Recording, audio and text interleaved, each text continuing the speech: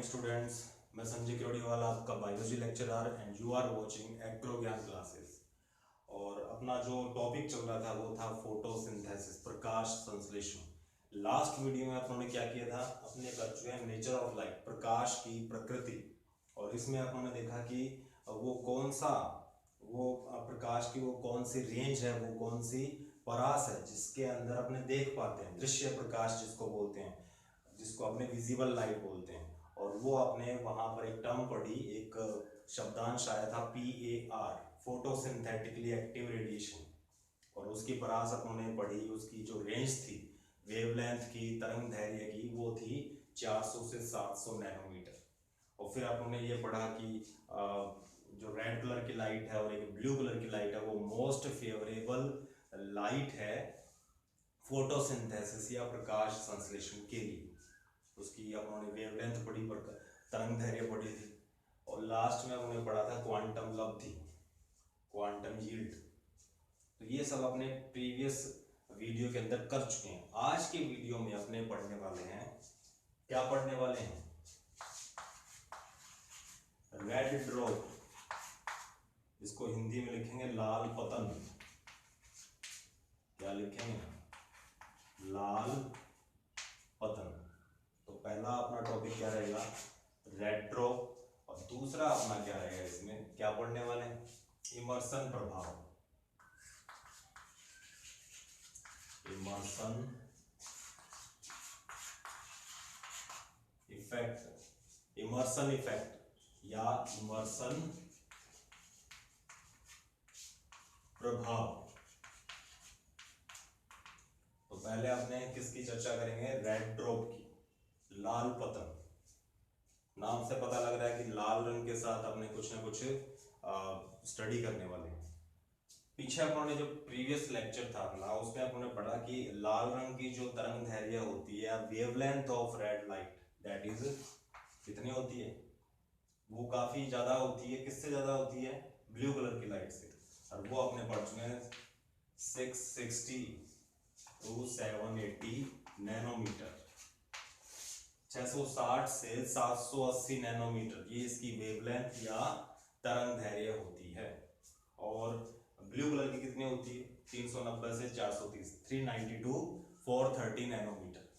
तो अभी अपने बात कर रहे हैं रेड प्रकाश की, रेड लाइट की। उसकी अपने पास तरंग दैर्घ्य या वेवलेंथ कितनी है, 660 से वरी करती है 780 के बीच में, इसके बीच में होती है।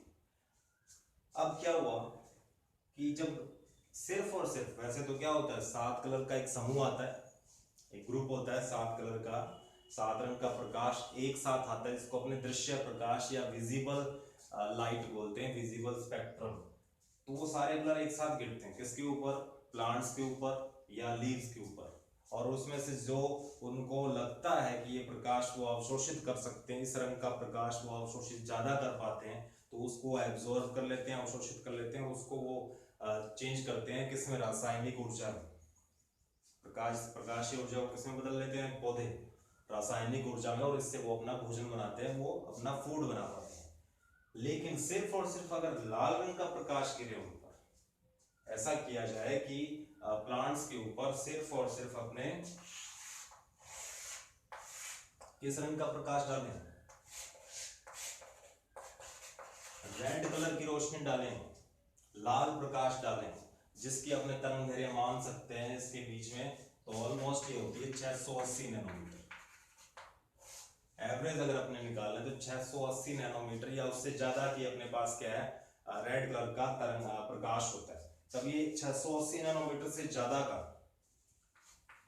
ऑलमोस्ट ज्यादा ही होता है, क्योंकि अपने ये पढ़ चुके हैं 660 से 780 नैनोमीटर के बीच में तरंग दैर्घ्य होती है किसकी, लाल प्रकाश की। तो यहाँ पर जब लाल प्रकाश या लाल रोशनी, रेड लाइट गिरती है जिसकी तरंग दैर्घ्य ऑलमोस्ट 680 नैनोमीटर से ज्यादा है, तो क्या होता है, प्रकाश संश्लेषण की दर में गिरावट देखने को मिलती है।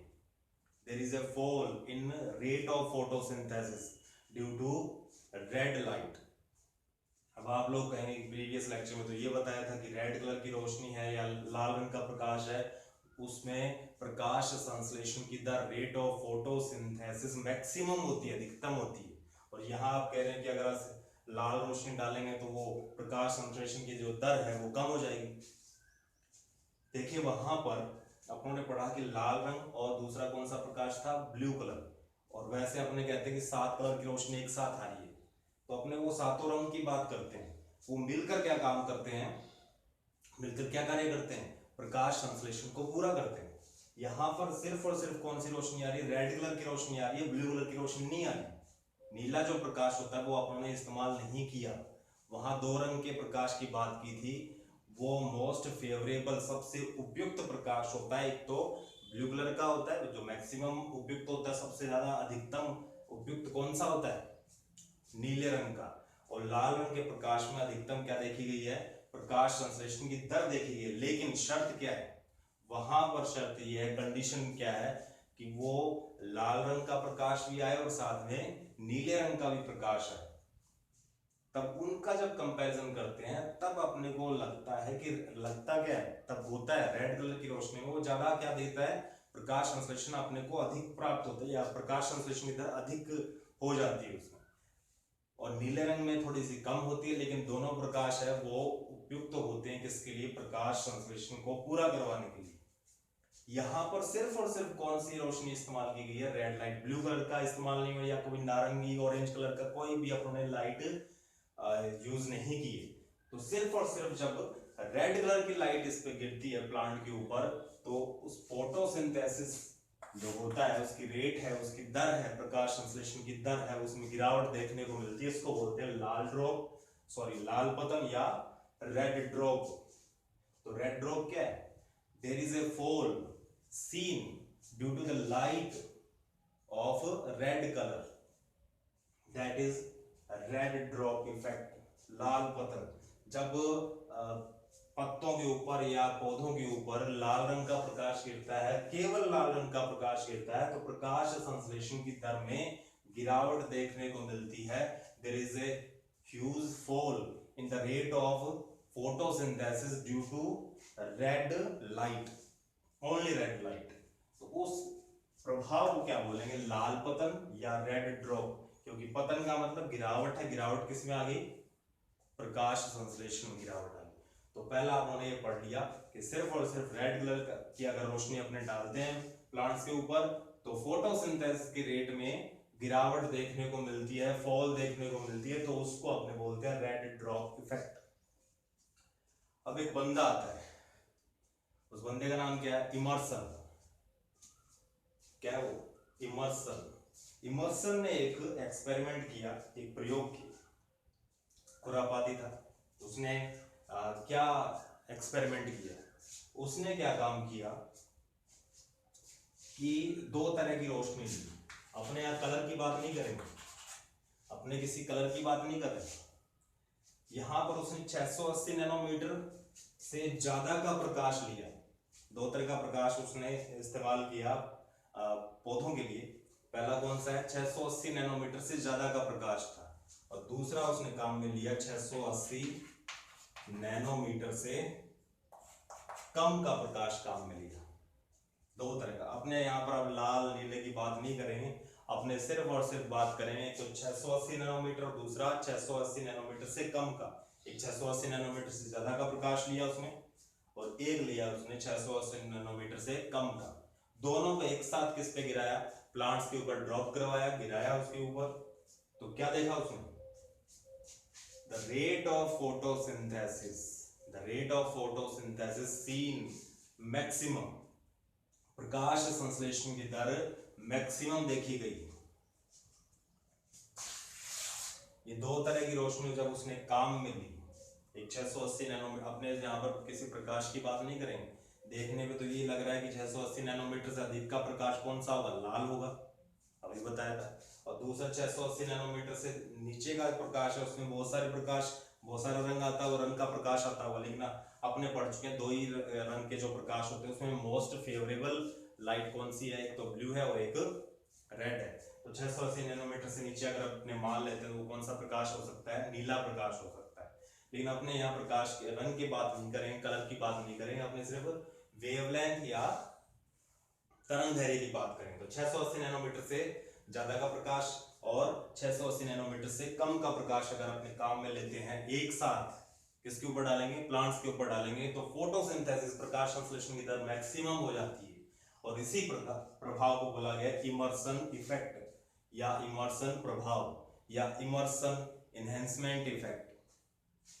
इमर्सन इनहेंसमेंट इफेक्ट बोल दो, इमर्सन इफेक्ट बोल दो या इमर्सन प्रभाव बोल दो।